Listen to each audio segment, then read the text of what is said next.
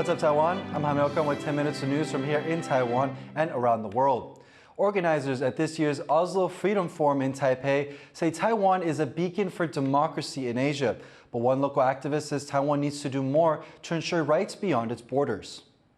Next time, we provide financial aid to the country of Eswatini, that human rights is a condition for those financial aids. Kai-shi is the head of the Parliamentary Human Rights Commission. His statement targeted Eswatini, an absolute monarchy with a poor rights record and Taiwan's last remaining diplomatic ally in Africa. He said the commission will encourage Taiwan's government to hold its partners to a higher standard. Taiwan's de facto ambassador to the United States says the two countries are making good progress on further trade talks. In an exclusive interview I had with Xiaobi Kim, she told me that future negotiations have a broad mandate. Well, we've signed the first batch of agreed upon issues on the agenda, and we are going to move ahead in negotiating the second round in this initiative and hope that that will go well. I myself, I'm not a trade negotiator, but I do follow the progress, and we look forward to moving ahead in due course. The U.S. side, USTR, has a negotiating mandate covering a wide range of issues, covering many of the issues that are in traditional bilateral trade agreements.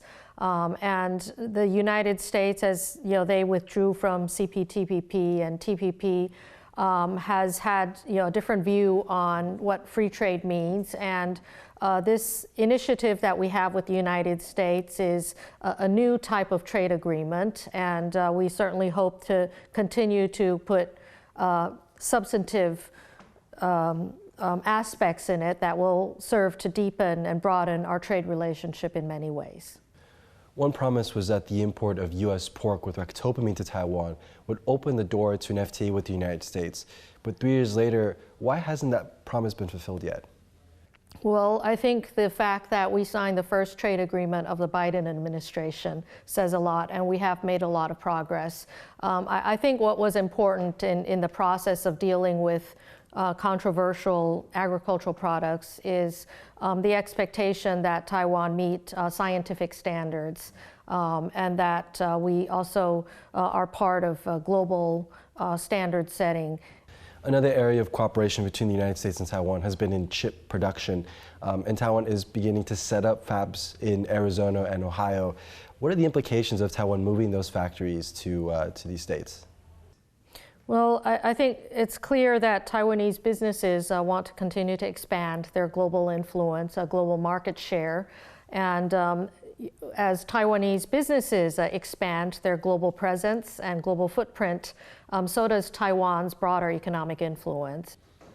But some have argued that this might be concerning for Taiwan in the sense of it might make it vulnerable. Does that shift of establishing chip fabs in the United States make Taiwan more vulnerable? Mm-hmm. Well, I think what we're saying is, we're not moving anything away from Taiwan. Instead, we are basing ourselves in Taiwan and expanding our global influence. So this is, it's a false dichotomy. It's not a trade-off, either Taiwan or somewhere else. These Taiwanese companies that are expanding in the United States continue to invest in Taiwan. There's this narrative that when speaking about Taiwan, it's always with the context of semiconductors or security issues. But what else does Taiwan have to offer? Taiwan has many other very competitive, very successful industries, and we do continue to connect with the world. Of course, Taiwan has expertise in many other areas, including global health, including the robust civil society that we have as we contribute to global democracy. We will continue to be a very generous civil society. Whenever there is a need on a global basis, Taiwanese are always ready to stand by to help. And when you talk about standing by and ready to help, with the 2024 presidential elections coming, we'll be seeing you on the ticket. Well, this is, again, not a topic that we're going to be addressing in the bilateral Taiwan-U.S. relationship. U.S. President Joe Biden may consider a request of around $100 billion in military aid for Israel, Ukraine, and possibly Taiwan. Biden has been widely expected to ask Congress for extra military aid in the coming days as Washington responds to the October 7 attack on Israel by Hamas. The Reuters news agency is quoting multiple sources that say the request will be for a full year of funding, explaining its large size and includes $10 billion for Israel. Chinese President Xi Jinping has announced an 8-point plan for the future of his country's expansive and controversial Belt and Road Initiative. Laurel Stewart has this report.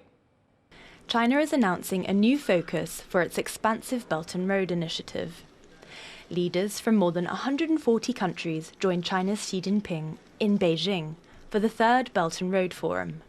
It marks 10 years since China's president launched the trillion-dollar plan known as the BRI to build power plants, roads, railways and ports across the globe. And now, Xi is promising fresh funding for the BRI. He says the focus will be on green and tech-based projects. He also announced a new global initiative for the governance of artificial intelligence. 中方将持续深化绿色基建、绿色能源、绿色交通等领域合作，加大对“一带一路”绿色发展国际联盟的支持。 It's a shift away from the large and expensive BRI-funded infrastructure projects that have caused headaches for China. 155 countries have signed BRI contracts, and China has launched more than 3,000 projects.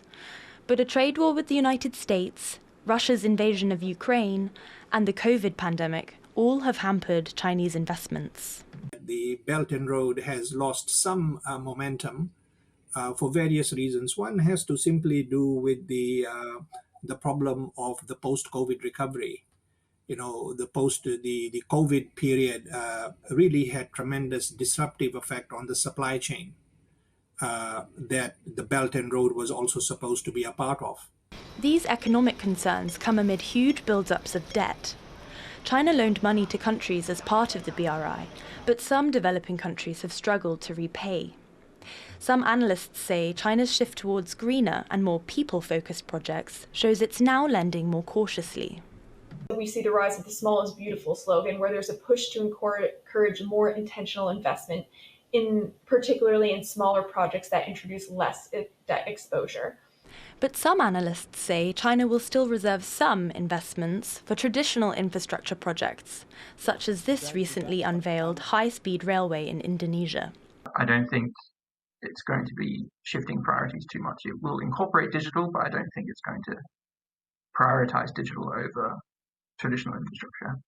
The guest list for this year's forum includes Russian President Vladimir Putin, Hungarian Prime Minister Viktor Orban, and a representative of the Taliban, while European and US representation were notably limited. Despite the geopolitical divide, this event shows there's still many countries willing to listen to what Beijing has to offer. Eason Pan and Laurel Stewart for TaiwanPlus. A Hong Kong activist who was shot by police during protests in 2019 has been sentenced to prison. Zhang Jiqin, also known as Tony Zhang, was 18 when he was shot point blank by a police officer. He was with a group of students demonstrating protests sparked by a controversial extradition bill in 2019. Zhang, now 22, pled guilty to charges of rioting and assaulting a police officer and was sentenced to 3.5 years in prison. He was also arrested while trying to flee to Taiwan after spending over a year in hiding. Thank you for watching What's Up Taiwan. Remember to download the TaiwanPlus app for more stories from Taiwan and around the world. Finally today, we leave with the images of an art installation in Paris. I'm Jaime Ocon. Take care and see you next time.